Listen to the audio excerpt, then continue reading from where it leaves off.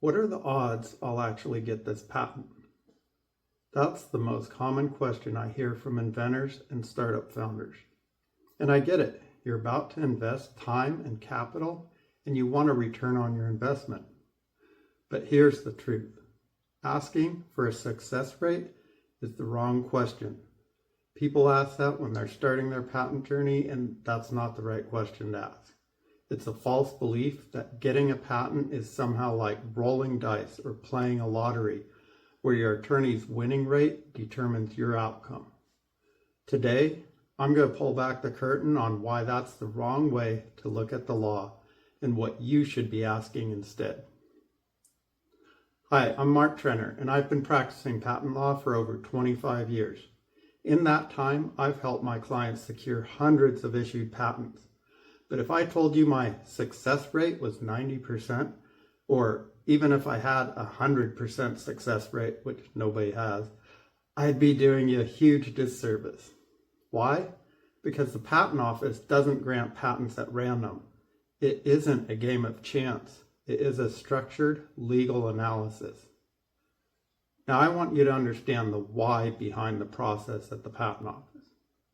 When we file your patent application, it lands on the desk of a patent examiner. Now their job isn't to see if you're a winner, it's to compare your invention against what is already out there. We call that the prior art.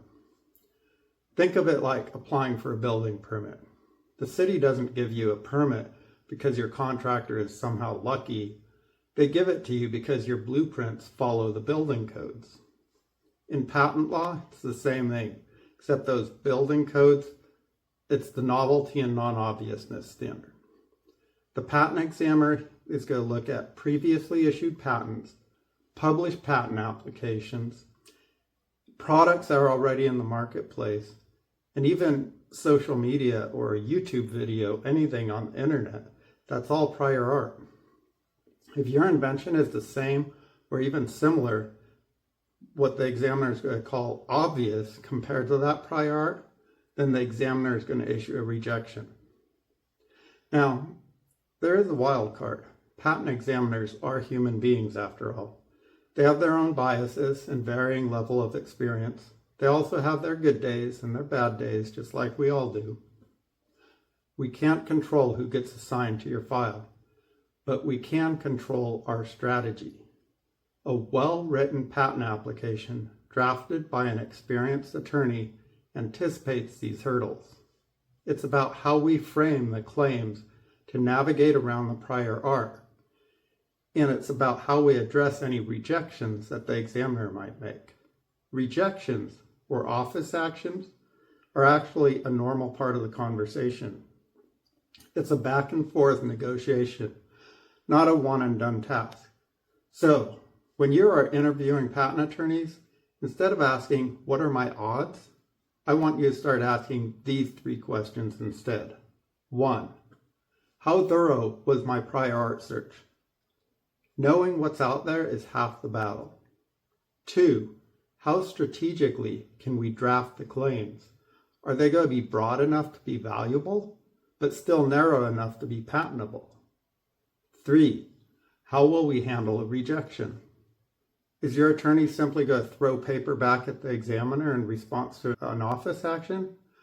Are they going to be adversarial? Or are they going to work with the patent examiner to understand the examiner's position and then make smart moves to convince the examiner that your invention deserves a patent? Luck doesn't play a role here. Securing a patent is a legal marathon. It's not a casino game. You need a strategy, someone who's been through the process, someone who knows how to draft a strong patent application. You want to work with an attorney who understands the ins and outs of working with, not against the examiner. Remember, the end goal is convincing the Patent Office that your invention deserves the protection of a granted patent.